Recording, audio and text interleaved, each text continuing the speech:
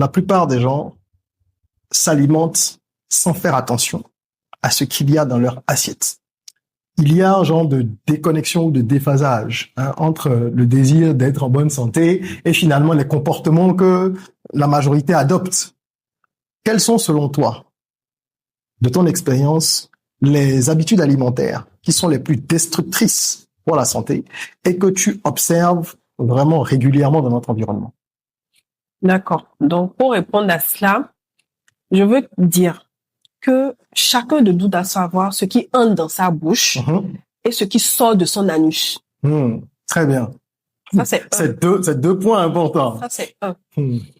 Maintenant, nous, au niveau de notre institut, puisqu'on a développé, on est allé à une autre phase de notre centre, maintenant, nous sommes passés à une échelle d'institut. Okay. Et aujourd'hui, nous avons un institut panafricain en recherche thérapeutique qui vient en fait répondre à ce genre de solution du point de vue alimentaire. Très bien. Et c'est dans ce sens que nous avons mis en place, d'accord, des processus. Donc, des processus de diagnostic nutritionnel, d'accord, que nous faisons au scanner physiologique russe. Donc, qui permettent de détecter des maladies, des pathologies, enfin, je dirais chroniques, du point de vue alimentaire, voire actuel sur une personne.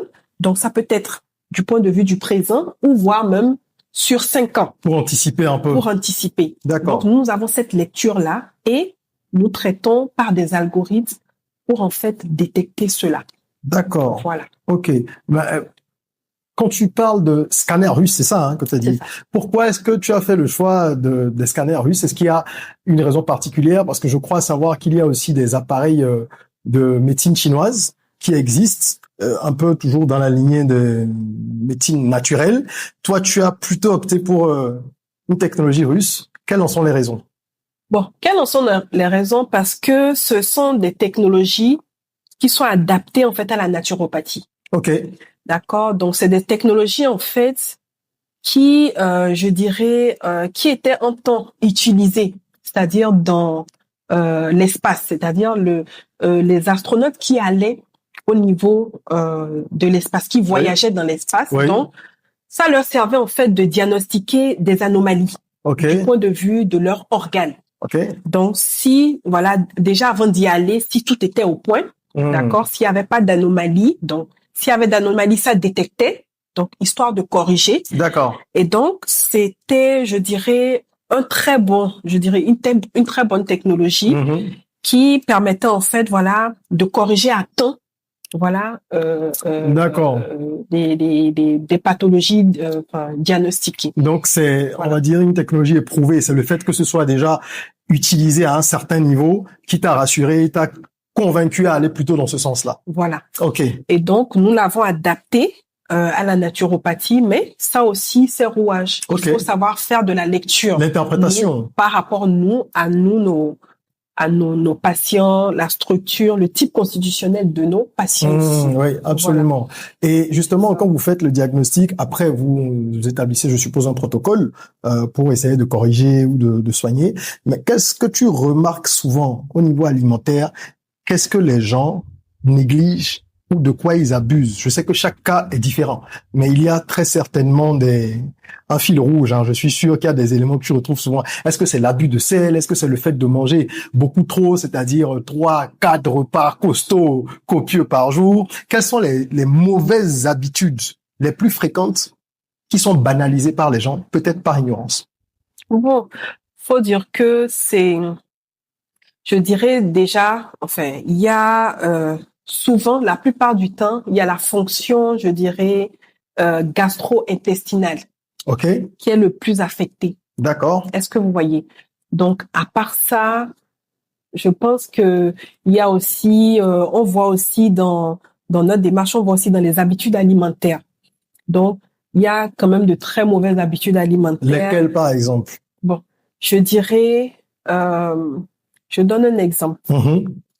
Quand, par exemple, le matin, voilà, quelqu'un fait, par exemple, un mélange de comment on appelle ça? Il prépare un thé avec, par exemple, du lait ultra transformé, voilà, qui mélange peut-être avec comment on appelle ça?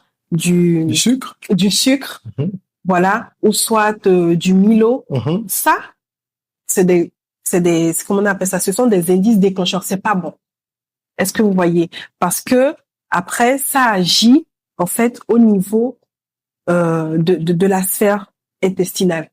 D'accord? Donc, ça crée ce qu'on appelle, je dirais, ça ralentit, en fait, le fonctionnement d'élimination, voilà, enfin, de vos aliments. Est-ce que vous voyez? Donc, à long terme, ces aliments ultra transformés ne sont pas bons pour l'organisme. Donc, il faut plutôt opter pour du naturel. Quand tu fais du naturel, donc ça peut être ton lait. Enfin, tu prends, je dirais, je donne un exemple. Bien sûr. Tu peux prendre par exemple, comment on appelle ça? Ta petite, ça peut être un lait d'origine de protéines végétales, par exemple. Donc, que tu mélanges, par exemple, ça peut être avec, je dirais... Du miel? Ta petite bouillie, okay. Du miel, mais faut pas faire naturel et ultra transformé. Ça ne, comment on appelle ça? Ça colle pas, comme on dit. Ça ne colle pas ensemble. Est-ce que tu vois? Donc, il y a un peu ça déjà. Et puis après, bon, qu'est-ce que je remarque? Enfin, la plupart du temps, voilà, ils consomment, enfin, des produits surgelés, des produits, ça mélange surgelés. Donc, on ne fait pas peut-être attention, enfin, à la conservation, peut-être, voilà. Donc, il y a ces petits aspects-là. Après aussi, il y a du point de vue de, comment on appelle ça, de la fréquence des repas. Donc, il y en a déjà, voilà, qui sautent des repas aussi.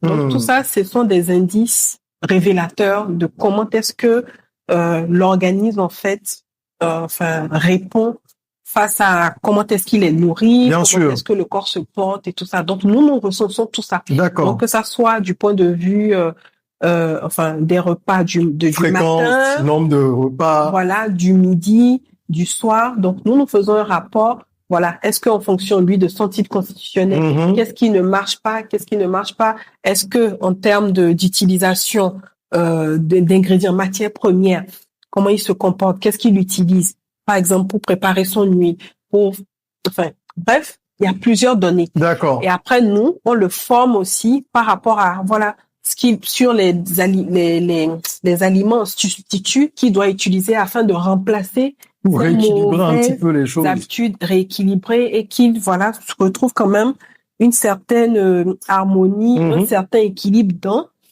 voilà, son bien-être. Ok. Donc, on a le diagnostic, on a après l'analyse, on va dire, de comportement, habitudes alimentaires, etc. Et le traitement qui est mis en place par la suite après avoir échangé, étudié tout ce qui entoure donc les habitudes alimentaires, les différents paramètres. C'est intéressant de savoir, comme tu disais, qu'il y a la constitution, le nombre de repas, parce que même quand les gens veulent faire des efforts, ils n'ont pas toutes les formations. Évidemment, on n'est pas des pros et on s'improvise souvent. Surtout qu'aujourd'hui, malheureusement, il y a beaucoup de fausses informations qui circulent. Internet, ça nous permet de faire beaucoup de bonnes choses, mais il y a également des dérives. Et les gens font beaucoup d'automédication. Allez, là, c'est pas forcément de la médication, mais je veux dire d'autotraitement en se disant, j'ai vu dans une vidéo que j'ai vu ceci, en ne sachant pas si c'est adapté voilà, à leur contexte. Donc, la fréquence d'alimentation, toi par exemple, qu'est-ce que tu recommandes? Parce qu'aujourd'hui, il y a beaucoup de courants. Il y a des gens qui parlent de, tu dois connaître tout ça, one meal a day, des gens qui mangent une fois par jour, des gens qui mangent juste 2 fois, des gens qui mangent tous les 2 jours, etc. Qu'est-ce que toi, tu recommandes comme habitude saine déjà en termes de fréquence? Bon, en termes de fréquence, moi, je pense que c'est-à-dire pour un organisme normal qui fonctionne normalement. Voilà, tu écoutes ton corps normalement le matin. Voilà, tu as un besoin nutritionnel le matin. Tu réponds à ça, d'accord, mais en respectant en fait, voilà, ta santé toi-même. Donc, à midi, voilà, ça dépend de chacun. Tu peux aussi varier. Tu varies ton repas, ça dépend de chacun aussi. Mais il faut savoir aussi comment varier. Et le soir aussi, forcément, il y a des besoins, d'accord, nutritionnels aussi, avant d'aller se coucher, forcément. Donc, je pense que ça doit être respecté. Il faut quand même au moins 3 repas. Qu'il y ait une trame. Qu'il y ait une trame. Même si ce ne sont pas des repas complets, forcément, tu dois avoir des apports nutritionnels. Ouais. Voilà. Ouais. Donc, pour en fait être quand même dans les normes, pour ne pas créer trop de carences. Voilà. Je vais m'en arrêter là. Oui, parce que après, j'ai bien compris que tu ne veux pas non plus trop t'étaler parce que ça serait dire des généralités, alors que chaque cas est différent. Chaque cas est différent et ça, je comprends tout à fait.